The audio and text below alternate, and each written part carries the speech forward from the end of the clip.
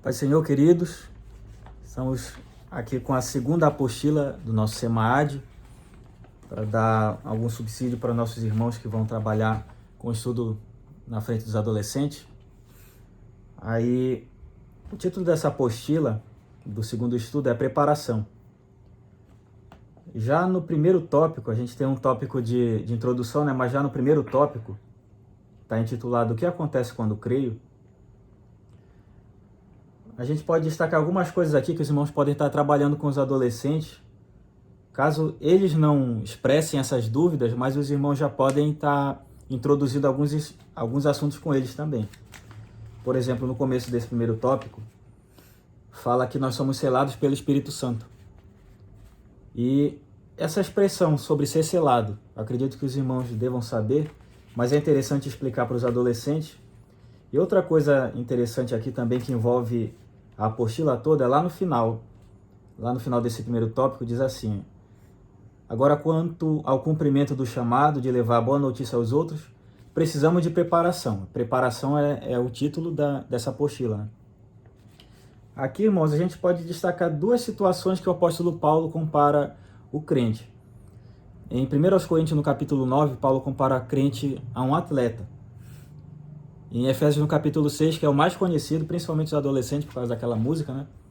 Paulo compara nós a soldados. Aí, baseado nisso também, vocês podem discorrer sobre muita coisa. Podem fazer um comparativo, uma analogia desses dois tipos de profissão e falar para os adolescentes que o atleta, ele se prepara, o soldado, ele se prepara também da mesma forma como o atleta é preparado e o soldado é preparado para a guerra. O crente também precisa ser preparado para as situações que vão ocorrer na vida dele no sentido espiritual, para as situações que vão ocorrer na vida dele no sentido ministerial, que isso eu acredito que foi tratado também na aula passada, né? Que a aula passada falava sobre chamado, primeiro o chamado à salvação e depois o chamado ao trabalho dentro da igreja propriamente dito. Mas aqui, meus irmãos, a gente pode tratar de diversas formas esse assunto. A gente começa aqui falando do que é ser selado pelo Espírito Santo, que o apóstolo Paulo, ele chega a falar que ele é servo, agora ele é servo de Deus, mas em outras traduções, lá em Romanos no capítulo 1, verso 1, outras traduções está escrito servo, mas esse servo literalmente quer dizer escravo. Paulo fala que ele é um escravo de Cristo. Em outras palavras, o escravo ele não tem vontade própria. Isso deve ter deixado bem claro para os adolescentes também. A partir de quando você se faz morada do Espírito Santo, quem deve comandar a sua vida é o Espírito Santo. Ou seja, você não tem vontade própria. Você deve estar totalmente sendo guiado por ele. Eu acho interessante colocar aqui que esse tópico, né, essa primeira parte, ela se dá a partir do momento que nós cremos. Então, é uma continuidade nossa primeira lição. Nós somos chamados, aí nós cremos, a partir desse crer, a gente vai começar uma preparação. E essa preparação, ela é para um povo escolhido, o povo que creu em Cristo, e aí ele se torna escolhido. Então, essa preparação, ela é uma marca. Esse primeiro tópico, ele vai falando de uma marca, é o selo do Espírito. Assim como qualquer segmento, qualquer grupo que você se envolva, que nós nos envolvamos, nós desenvolvemos características próprias daquele grupo, daquele meio. Assim também, quando nós passamos a servir a Cristo, nós passamos a caminhar após Cristo, nós também temos características que elas vão ser inerentes a nós. Mas só que essas características não são desenvolvidas por nós mesmos, mas pelo Espírito Santo, né? Que passa a habitar em nós e passa a desenvolver essas características. Então é legal colocar isso para eles, né? De repente fazer menção a, por exemplo, um soldado quando ele entra no quartel. Você olha para um soldado, você já identifica, essa pessoa é um soldado. Por quê? Porque ele passa a ter características daquele grupo a qual ele está se propondo agora a estar. Assim também nós como cristãos. Quando nós passamos a servir a Cristo, não precisamos andar com uma placa, eu sou cristão, eu sou evangélico. Mas a presença do Espírito Santo em nossas vidas, ela faz com que essas características sejam visíveis, estejam pronto para que o mundo ele possa olhar para nós e ver, tem alguma coisa diferente nessa pessoa. No segundo tópico, diz assim: como vive um filho de Deus, é o título, começa da seguinte maneira: não vivendo mais para nós mesmos, mais para aquele que nos chamou. Esse daqui está ligado com o que Paulo diz na carta aos Gálatas, no capítulo 2. Que ele fala: eu estou crucificado, não vivo mais eu, mas é Cristo quem vive em mim. Isso daqui já é uma continuação do que aquilo que a gente estava falando, que o apóstolo Paulo ele se declara, melhor dizendo, um escravo de Cristo, que fazendo a analogia do que é o selo, aquele selo ali a gente vai ter em 2 significados contextuais ali na época. Um escravo ele devia ser marcado na pele para dizer que ele tinha um dono. Quando ele recebia a carta de alforria, ele precisava, a carta de libertação no caso, ele precisava andar com a carta dizendo que ele era uma pessoa livre. E aquela carta também continha o selo da pessoa que havia libertado ele. Aí, da mesma forma como nós somos selados, somos escravos, mas quando nós somos escravos, nós temos um dono. Se vocês lembrarem lá em Êxodo, no capítulo 19, que Deus fala que ele queria que a nação de Israel fosse uma nação de sacerdotes. E lá na primeira carta de Pedro, no capítulo 2, salvo engano, aquele versículo conhecido, bastante conhecido, principalmente por adolescentes também. Vocês são geração eleita, e lá vocês vão encontrar, vocês são sacerdócio real, povo escolhido, mas vai estar lá também, em algumas traduções, vai estar povo exclusivo de Deus. E essa é uma expressão bastante pesada, porque exclusividade é uma coisa que muito adolescente procura. A maioria das pessoas procura esse negócio de exclusividade, só que eles acabam imitando outras pessoas, principalmente pessoas do mundo. Eu queria ter um cabelo da moda, um cabelo exclusivo, mas esse cabelo exclusivo é usado por um monte de artista. Eu queria ter uma roupa da moda, uma roupa exclusiva, mas a mesma roupa é usada por um monte de artista. Só que Deus fala que nós somos povo peculiar, é uma tradução, nós somos povo escolhido, é outra tradução. E isso também vocês podem estar tratando nesse tópico aqui. Aí, lá no meio desse tópico diz assim: a Bíblia nos orienta: vistam-se com a nova natureza criada por Deus, que é parecida com a sua própria natureza, e que se mostra na vida verdadeira, a qual é correta e dedicada a Ele. Isso é uma parafrase de Efésios no capítulo 4, verso 24. Lá no final, tudo tem que ser para a glória de Deus, não nos tornando causa de tropeço a ninguém, nem para os ímpios e nem para a igreja de Deus. Isso daqui é bastante interessante também, tratar com aqueles adolescentes que já são vamos colocar assim, são mais dedicados na casa do Senhor. Aquele adolescente que já canta com espontaneidade, aquele adolescente que já prega. É aquele adolescente que não tem vergonha nenhuma quando você chama ele para fazer algum serviço e ele vai. Isso daqui eu digo deixar claro porque quando uma pessoa ela começa a ter certo destaque, ela pode cair no erro da arrogância. E é muito mais fácil, ou quando essa pessoa é nova, no caso jovem adolescente, né? Ou quando é um novo convertido. A pessoa ela começa a se destacar em alguma coisa, aí começa a pensar que sabe demais. E esse pedra de tropeço que está aqui, meus irmãos, não nos tornando causa de tropeço a ninguém, nem para os ímpios, nem para a igreja de Deus. Isso é, nós não podemos fazer os nossos irmãos pecarem.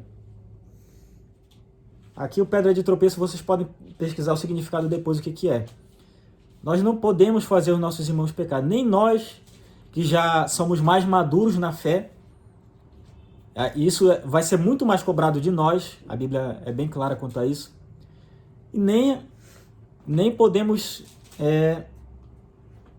deixar esses nossos irmãos que são mais fracos na fé caírem também. Nós não podemos ficar com a aparência do mal.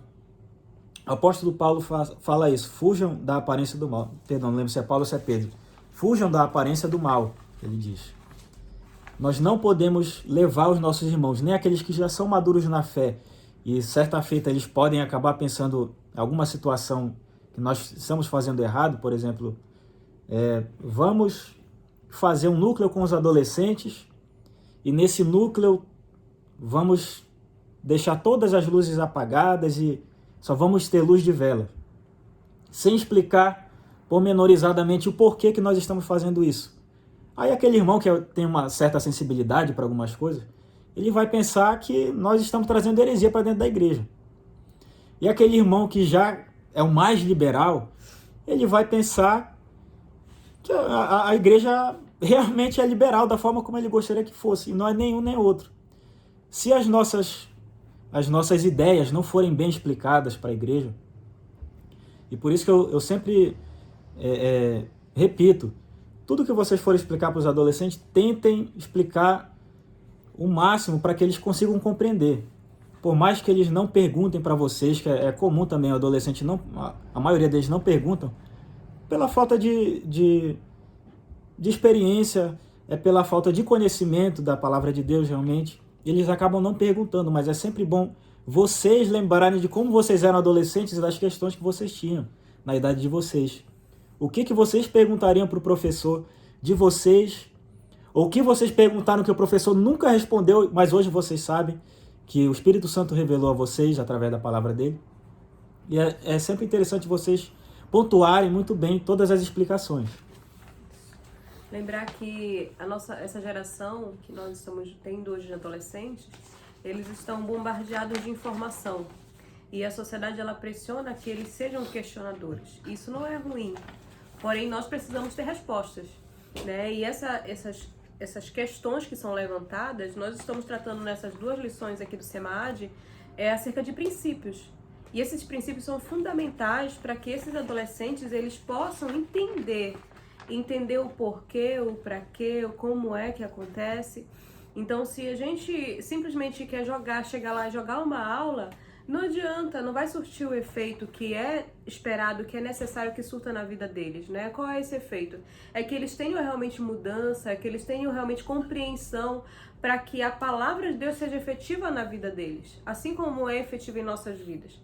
Então, o que o João está colocando é muito real, né? A gente pode citar o trecho de 1 Timóteo 4,12, Paulo falando a Timóteo, olha, ninguém despreza a tua mocidade, mas ser exemplo dos fiéis na palavra, no procedimento, no amor, na fé e na pureza. Então, Timóteo era um jovem. E aí Deus, ele chama a responsabilidade. Deus não ia dizer, porque eu tenho 15 anos, Deus não vai levar isso em consideração. Não. Você já tem a consciência do pecado, você já tem a consciência, então você precisa compreender. E a partir dessa compreensão você tem a responsabilidade, né? Que é esse tópico, essa apostila, ela vem trazendo isso pra gente. Esse tópico que ele vem falando sobre renúncia. E é bom a gente frisar o que é a renúncia. Porque essa renúncia, ela vai nos acompanhar pro resto da nossa vida como cristãos. Cristo, ele disse, quem quiser vir após mim, negue-se a si mesmo. Tome a sua cruz e siga-me. Negue-se a si mesmo. Esse negar nós mesmos, negar o nosso eu, não é simplesmente no momento que eu vou lá e aceito Jesus, mas é todos os dias. Um desejo pecaminoso, uma vontade, um desejo que, para mim, nem é tão banal, né? Não é tão importante, mas que fere a minha vida espiritual com Deus. Eu preciso renunciar. Então, eles precisam entender isso. E aí, a partir desse entendimento, é que as decisões elas vão ser tomadas. Sim. O terceiro tópico, o exemplo da vida de Jesus. Aí, meus irmãos, aqui sobre o exemplo da vida de Jesus, esse começo bastante, eu vou colocar assim, bastante contundente, porque os adolescentes, todos nós, né, nós tínhamos essa alteração hormonal bem elevada nesse período da vida, aí a gente acabava exagerando demais nas nossas reações sentimentais. Ou a gente ficava muito aborrecido, ou a gente ficava muito triste com as situações. Tanto é que hoje os adolescentes eles acabam exagerando tanto que eles mesmos se autodiagnosticam ou com depressão ou com ansiedade, né? É claro que a gente não vai banalizar aqueles que são diagnosticados com isso. Mas uma pessoa que se aborrece ou se entristece com alguma coisa e vai pesquisar na internet, eu estou com esses sintomas aqui, aí a internet é que fala o sintoma, a gente tem que tomar bastante cuidado com isso, né? Aí diz assim Só aprendemos a obediência por meio desse processo. Aí falando, o processo é angústia, sofrimento e tribulações. Falando sobre Jesus, o que Jesus passou aqui na Terra. Aí os irmãos, eu acredito que os irmãos devem conhecer. Jesus passou fome, Jesus passou frio, Jesus teve sede, perseguição, foi caluniado, foi abandonado pelos próprios amigos que eram discípulos, quando eles mesmos disseram que não iam deixar, Pedro, por exemplo, disse que não ia deixar ninguém matar Jesus, aí, salvo engano, é no Evangelho de Lucas, aí depois todos os discípulos falam, não, ninguém vai deixar o Senhor ser morto, se for preciso todo mundo vai morrer junto, só que quando chegou na hora, todo mundo fugiu. Aí, tentem mostrar para os meninos, isso daqui já é uma parte sobre cristologia, né? Vocês mostrarem para os meninos, olha, tudo que vocês estão passando, até Jesus passou também, sobre vocês serem abandonados. Mas caso vocês vocês estejam na dúvida ainda, olha o que os outros profetas passaram também, profetas que se entristeceram, profetas que duvidaram do próprio, se Deus realmente estava junto com eles. Por exemplo, o profeta Elias, que ele se isolou na caverna com medo de morrer, por exemplo. E esse medo da morte não é questão de ter covardia, qualquer um pode ter medo da morte. O profeta Jeremias, que é chamado de profeta chorão. O livro do profeta Jeremias é chamado de Lamentações, que é ele colocando as tristezas dele lá. Ou seja, tristeza, sofrimento, tudo isso vai estar ligado com a nossa vida. Aí o texto aqui de Hebreus que é citado na apostila, embora sendo filho, aprendeu a obediência pelas coisas que sofreu. Isso é Hebreus capítulo 5, verso 8. Só que no verso 9 tem um complemento. Depois de ser aperfeiçoado, isso falando de Jesus, tornou-se fonte da salvação. Aí os irmãos vão ter que explicar esse versículo direitinho para os adolescentes. Jesus era homem Deus, mas foi aperfeiçoado. Se ele era Deus, como é que ele pode ter sido aperfeiçoado, né? Aí os irmãos vão ter que explicar isso para os adolescentes. Hebreus no capítulo 4, verso 15 diz, não temos um sumo sacerdote que não se compadeça, não temos um sumo sacerdote que não possa ser, sabendo que temos um grande sumo sacerdote que adentrou os céus, Jesus, o Filho de Deus, tenhamos firmemente a nossa fé, porque não temos um sumo sacerdote que não possa ser tocado com o sentimento das nossas fraquezas. Isso daqui é outra tradução, não temos um sumo sacerdote que não possa ter compaixão por nós, né? Porém, um que em todos os pontos foi tentado. Isso falando de Jesus. Ou seja, Jesus passou todo tipo de tentação na terra. Aí o adolescente fala, irmão, você não sabe como é que eu me sinto. Mas Deus sabe. Jesus veio à terra justamente para saber como o ser humano lidava com as tentações aqui na terra, como o ser humano sofria, e da mesma maneira ele sofreu. Só que ele venceu. Amém? Quer falar mais alguma coisa? Frisar que Jesus, antes de subir ao céu, ele preparou os discípulos para esse processo que eles iriam sofrer, por amor ao seu próprio nome, né? Lá em João 16:33, a parte B do versículo, Jesus, ele está, todo o capítulo, Jesus, ele está ensinando, está dando as últimas coordenadas para os discípulos, e ele finaliza dizendo, olha, parte B, no mundo tereis aflições, mas tende bom ânimo, porque eu venci o mundo. Ou seja, o que ele está falando? Tudo isso que o João acabou de falar se resume nesse versículo.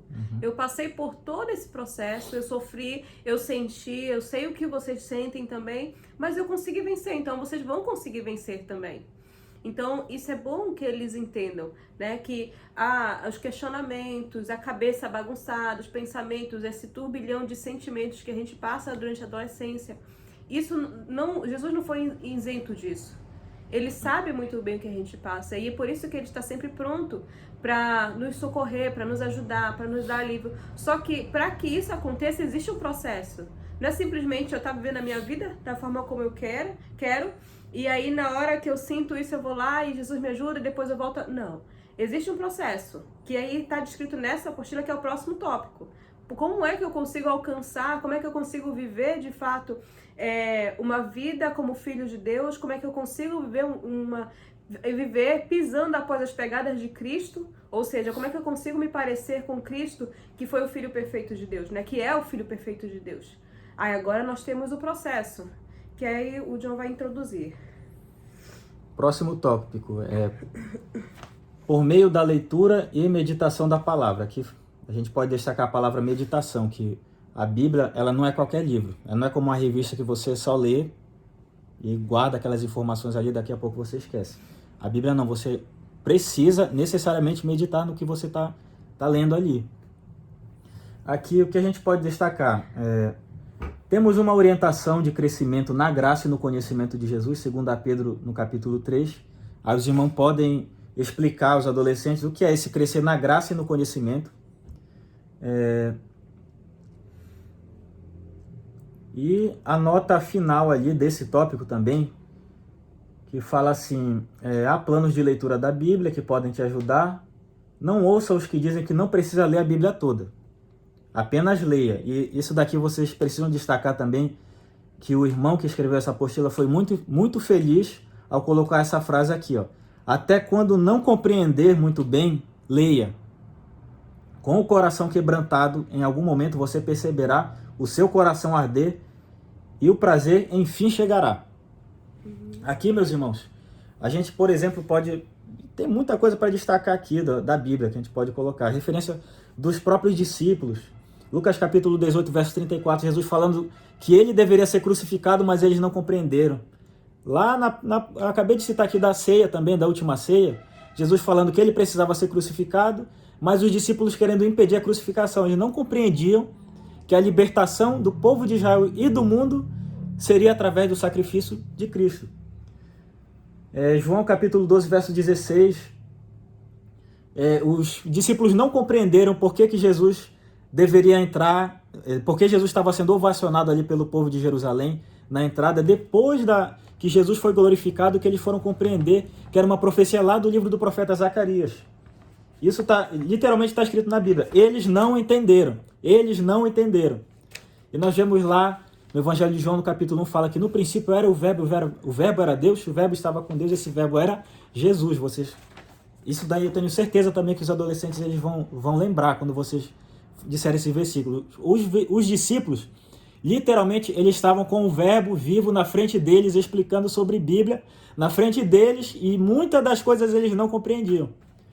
Aí, isso é para o adolescente falar, perfeitamente o que eu falei aqui. Poxa, eu leio a Bíblia e não compreendo. Os discípulos estavam com a palavra viva na frente deles, meus irmãos. E muitas coisas eles não compreenderam. Até eles compreenderam, foi um processo de amadurecimento espiritual também. O que mais pode se destacar aqui?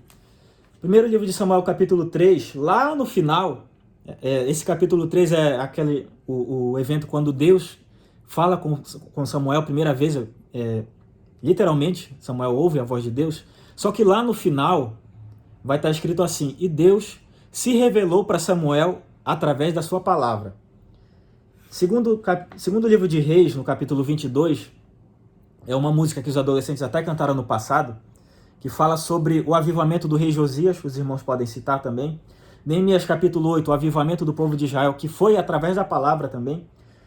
João capítulo 15, verso 3, os irmãos dão uma olhada aí depois. E daqui desse tópico é isso. É importante frisar, fiquei até redundante, mas é importante falar para eles, mostrar para eles a necessidade que nós temos de conhecer a Deus, né? Conhecer Jesus. A gente ouve muito falar de Jesus nas pregações na igreja, a gente ouve muito falar de Jesus nos hinos, mas quem de fato foi Jesus? Quem de fato é Jesus? Quem de fato é Deus? E esse conhecimento ele só vai se dar através da leitura da palavra. Isso aqui é tão importante porque hoje a gente tem muitas leituras, a gente tem muitos livros, a gente tem um acervo muito grande, a gente tem... Esses meninos têm aí livros, tem e-books, tem livros na internet, tem livro no celular, tem apostilas, tem tanta coisa, mas nada disso substitui a leitura da palavra de Deus, né? Eu acredito que a irmã que escreveu aqui a apostila, se eu não me engano, ela até citou aqui, que a Bíblia é o único livro que todo momento que você lê, você tem o autor lá com você, para te ensinar. E é bom frisar ao adolescente que o Espírito Santo, uma das características, das funções dele é exatamente essa, nos ensinar a palavra. A gente não compreende, a gente insiste, e a partir do momento que o Espírito Santo vê que nosso coração ele é sincero no conhecimento da palavra dele, ele vem e traz o entendimento. Por que os discípulos não entendiam? Será se eles realmente queriam, de fato, entender aquilo? Será que realmente eles queriam ter a fome, né, de conhecer? Ou eles só estavam ali por estar? Então, muitas vezes a gente só está por estar, mas a gente não tem o desejo de conhecer. E Cristo não vai nos revelar, o Espírito Santo não vai nos revelar. Então, é importante fomentar nos adolescentes esse desejo de querer entender a palavra de Deus, saber que não é só aquilo ali que está escrito, mas que existe muito mais, né? A gente tem... acho que é Jeremias 33:3, que diz: invoca-me e te responderei, anunciar-te-ei coisas grandes e ocultas que não sabes. Ou seja, o Senhor, ele está pronto para nos revelar, ele está pronto para nos dar, mas isso vai depender do desejo que está no nosso coração, da intenção que está no nosso coração. Sim. Eu quero ter o conhecimento para mostrar que eu sei mais do que todo mundo, o Espírito Santo não vai dar. Aí você vai adquirir um conhecimento secular, mas em um momento você vai se confundir com o seu próprio conhecimento. Mas quando você busca em Deus o conhecimento com a intenção de fato de conhecer e se aproximar de Cristo, se alimentar a tua alma, o Espírito Santo te revela coisas que pregadores de renome não conhecem, não conseguem ver. Ele revela porque ele é o dono da palavra, tá? Então é muito importante mostrar e fomentar neles o desejo da leitura da palavra, do conhecimento da palavra nesse sentido. Claro, os trechos bíblicos são importantes para embasar muito bem a nossa fala, mas essa prática diária, o porquê, o pra quê, o como que eu vou fazer. Porque nós mesmos somos testemunhas, irmãos. A gente pega a Bíblia, dá sono. A gente começa a ler, dá sono. A gente começa a ler a palavra, se a gente não estiver ali em comunhão, buscando ao Senhor, insistindo, a gente desiste. Por quê? Porque não é só um livro qualquer. Isso tem até a ver com o próximo tópico, que é por meio do Espírito Santo. Exatamente. É um livro que ele é um livro que envolve coisas espirituais. E o mundo espiritual não quer que a gente tenha esse conhecimento. Principalmente os adolescentes hoje. Por quê? Desculpa, é uma geração que está sendo preparada para o mal. E aí nós estamos com essa responsabilidade muito importante de levar eles ao pleno conhecimento e a mudança de atitude para a busca. Né? E aí a gente vai entrar agora por meio do Espírito Santo. Por meio do Espírito Santo. Aí, parafraseando o que a Geisa disse, em Gálatas capítulo 5 tem a citação aqui na apostila. Porque a carne milita contra o espírito contra a carne, porque são opostos. Aí, esse texto todo aqui dessa apostila tem vários... Cada tópico desse é um micro resumo de um assunto da teologia. Aqui a gente já vai entrar em pneumatologia, que é o estudo sobre o Espírito Santo. Né? Falando, o Espírito Santo não é uma influência poderosa, uma energia e tantas outras coisas que o diminuem. Ele é o próprio Deus. Se você tiver o conhecimento suficiente de quem são seus adolescentes aí, e seja necessário explicar quem é o Espírito Santo para eles, explique. Se dê a esse trabalho, meu irmão, por favor. Ele é o próprio Deus, muitas vezes esquecemos disso. Aí, deixa eu ver o que eu marquei aqui ainda. Por meio do Espírito Santo, isso lendo já ligado à meditação da palavra, o Espírito Santo ajuda na meditação da palavra, isso que eu que escrevi. 1 Coríntios capítulo 2, diz assim, lá no verso 10, mas Deus nos revelou pelo seu Espírito Santo, porque o Espírito busca todas as coisas, sim, as coisas profundas de Deus. E o Espírito Santo, ele é dinâmico.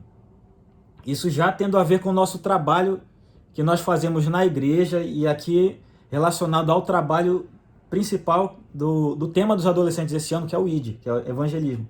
O Espírito Santo é dinâmico. Os irmãos podem citar Gênesis capítulo 1, verso 2, o Espírito Santo, ele movia a face das águas, em outra tradução, o Espírito Santo se movia sobre a face das águas. O Espírito Santo nos faz entender a necessidade de contato com Deus.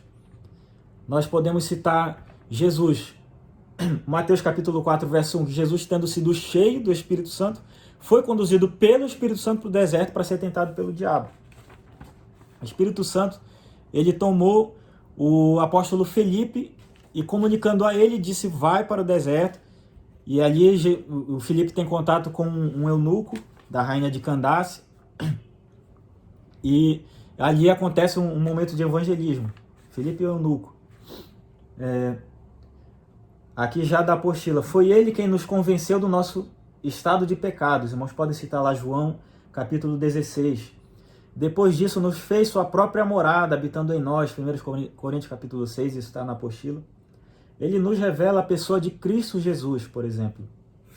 Aqui ele nos revela a pessoa de Cristo Jesus. Os irmãos podem citar Lucas capítulo 24, quando os discípulos, nenhum deles reconheceu Jesus conversando com ele, só reconheceram depois que ele rasgou, que ele separou o pão ali em cima da mesa, né? Na hora da ceia. Perceba seu amigo Espírito Santo na jornada. Leia sua Bíblia e peça para ele te ensinar. João capítulo 14, verso 26. Jesus fala que o Espírito Santo vai nos ensinar e vai nos lembrar das coisas que ele falou. Alguém certa vez disse, a Bíblia é o único livro no mundo todo que onde quer que você a ler, o autor estará presente. A frase perfeita aqui. É bom, nesse tópico ainda, falar sobre a tricotomia humana e falar sobre a necessidade que nós temos de alimentar o nosso espírito, porque até ele começa falando sobre essa necessidade, porque o espírito, ele sempre vai estar trabalhando, ele vai estar trabalhando contrário à nossa carne. Então, quando nós precisamos ter uma vida de comunhão com Deus, não tem como a gente alimentar a carne e dizer que tem uma vida de comunhão com Deus, porque são antagônicos. É como se fosse o polo positivo e o polo negativo. Eles não vão se juntar, eles vão se repelir. E aí nós precisamos frisar isso para eles, para que eles entendam por que é necessário a renúncia, por que é necessário esse passo a passo, o conhecimento de como era a vida de Cristo e o conhecimento, a necessidade que nós temos de comunhão com o Espírito Santo. E a gente não vai ter essa comunhão, que é exatamente o conhecimento desse Espírito Santo, desse Espírito que é nosso amigo, que é nosso companheiro, nosso consolador, se a gente continuar alimentando a nossa carne, né? Então a necessidade de cada passo desse até chegar aqui, poxa, eu quero ter um relacionamento de amizade com o Espírito Santo? Quero. Então eu preciso ter uma renúncia. Então eu preciso optar por me aproximar dele, porque senão se a minha carne imperar, eu não tenho como ter comunhão com o Espírito Santo de Deus. O último tópico fala por meio de uma vida de oração. Aqui, meus irmãos, o que a gente pode destacar uma vida de oração não tem métodos, mas há princípios. Aí os irmãos eles vão ter que explicar o o significado dessa palavra e como ela se aplica na vida que o crente precisa ter. Deus deseja se relacionar conosco. Isso aqui é outra situação que precisa também ser destacada para os adolescentes. Por exemplo, Jardim do Éden, a Bíblia fala que na viração do dia, ou no final do dia, Deus vinha para conversar com Adão. Isso não era Adão que ia até Deus, era Deus que vinha conversar com Adão. No lagar, Deus procurou Gideão. Deus procurou Gideão. Na sarça, Deus procurou Moisés. E Deus falou para Moisés que queria uma nação de sacerdotes. Agora há pouco nós falamos disso. Ou seja, Deus o tempo inteiro, ele quer se relacionar.